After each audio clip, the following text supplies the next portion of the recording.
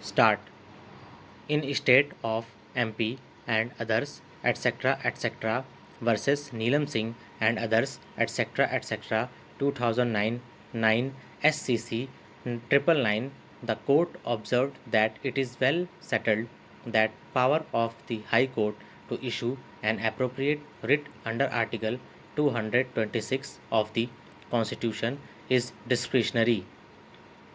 It has been further stated therein that if there is inordinate delay on the part of the petitioner in filing a petition and such delay is not satisfactorily explained, the High Court may decline to intervene and grant relief in the exercise of its writ jurisdiction.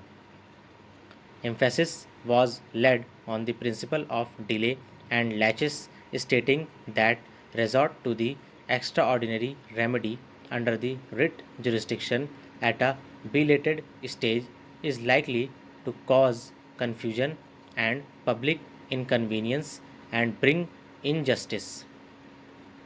Thus, the doctrine of delay and laches should not be lightly brushed aside. A writ court is required to weigh the explanation offered and the acceptability of the same. The court should bear in mind that it is exercising an extraordinary and equitable jurisdiction. As a constitutional court, it has a duty to protect the rights of the citizens, but simultaneously, it is to keep itself alive to the primary principle that when an aggrieved person without adequate reason approaches the court at his own leisure or pleasure, the court would be under legal obligation to scrutinize whether the list at a belated stage should be entertained or not. Be it noted, delay comes in the way of equity. In certain circumstances, and laches may not be fatal, but in most circumstances, inordinate delay would only invite disaster for the litigant who knocks at the doors of the court. Delay reflects inactivity and inaction on the part of a litigant who has forgotten the basic norms. In the case at hand, though there has been 4 years delay in approaching the court, yet the writ court choose not to address the same. It is the duty of the court to scrutinize whether such enormous delay is to be ignored without any justification.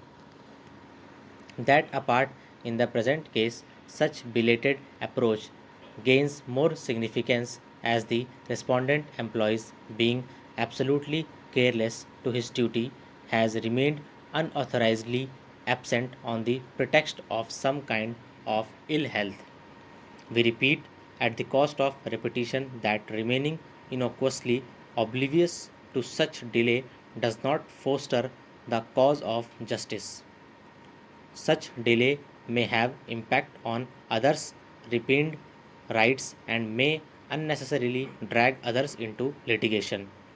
In our considered opinion, such delay does not deserve any indulgence, and on the said ground alone, the writ court should not have thrown the petition overboard at the very threshold.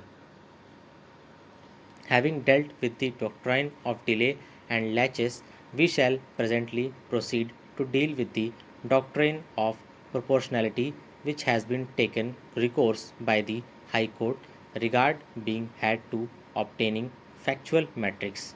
We think it is appropriate to refer to some of the authorities which have been placed reliance upon by the High Court.